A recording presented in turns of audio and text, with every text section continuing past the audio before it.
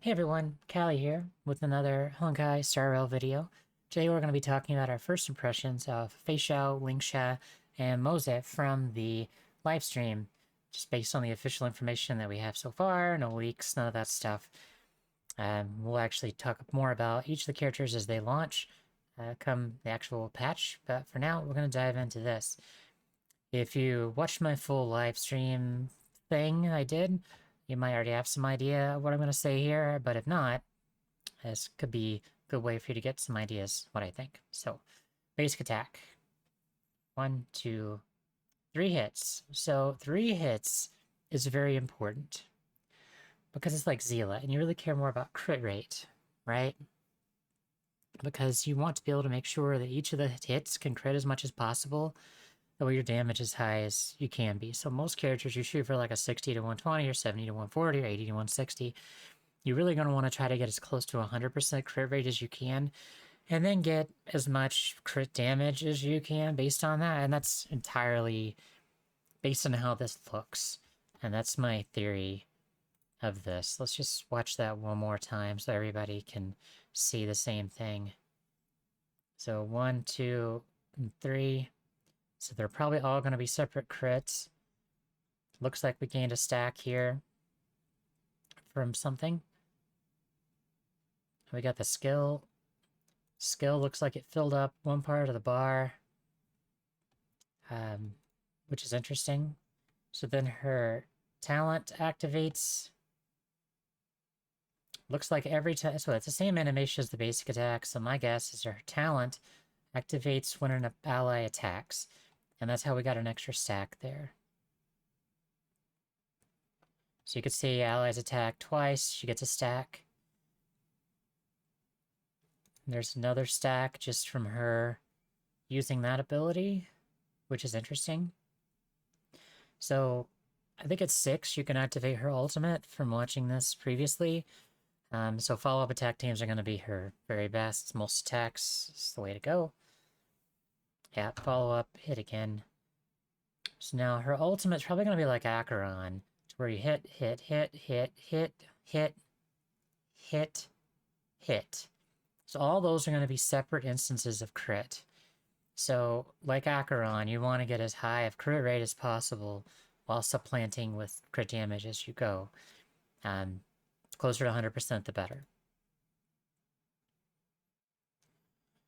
And her ultimate just looks really cool. But yeah, you could see the ultimate here, the gunblade, boom, boom, boom, boom, boom. It changes depending on if you have the enemy has toughness or not, and it will reduce the toughness depending on that. It looks like actually there's different buttons to click. Let's go back here. So this button versus this button. So one of the buttons, the gunblade side, does more damage, I'm betting. And this one does more toughness damage. So you get to pick what you're doing and like plan your breaks. That's going to be really cool, really engaging for those of us that like doing manual play. I'm really excited for this character. I think she's going to be a lot of fun.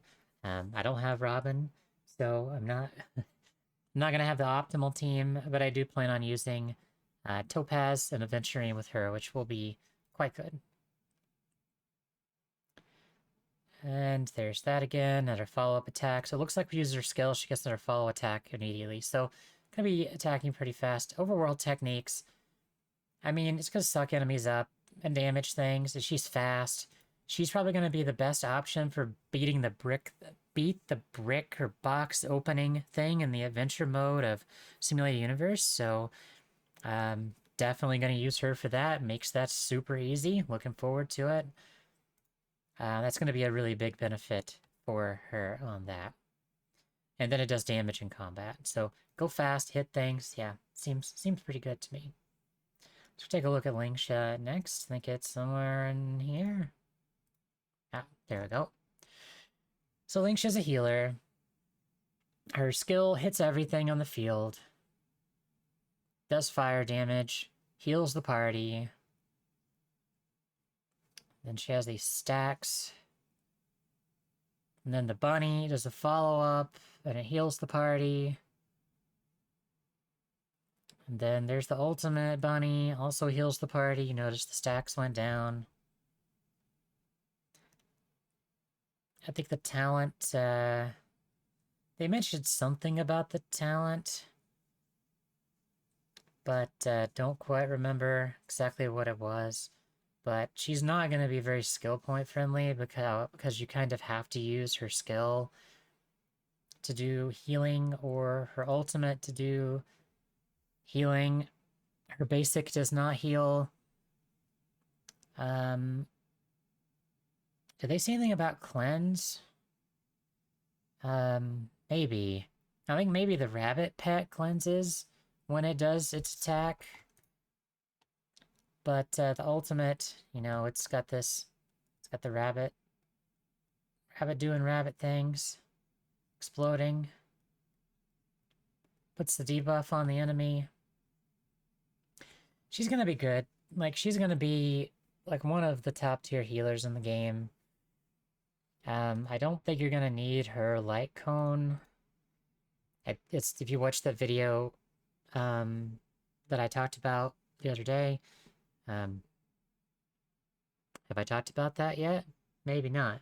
There's gonna be a video talking about light cones eventually, so just please be looking forward to that. But there's a really good free-to-play option for the break light cones that you can get for Gallagher right now. I think it's going to be just as good for her. But basically, she's going to be really good. She gets healing on her rabbit and her skill and her ult. Your team's never going to be dead with her up. But you're probably going to have to use the skill to get the rabbit to do the things moving faster. I remember seeing somewhere that the cleanse for her is tied to her rabbit attacking. So her rabbit attacking on its own. So the rabbit doing the follow-up, I think that is where the cleanse is.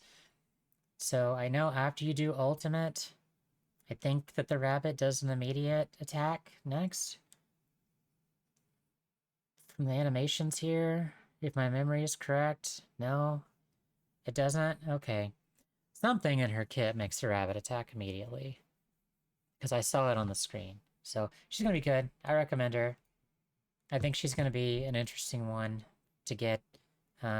She's not going to be massively better than Gallagher, but she's a 5-star version of Gallagher with 5-star stats, and the 5-star stats are going to make a difference too. Plus, she has a rabbit, and she's cool. So there's that.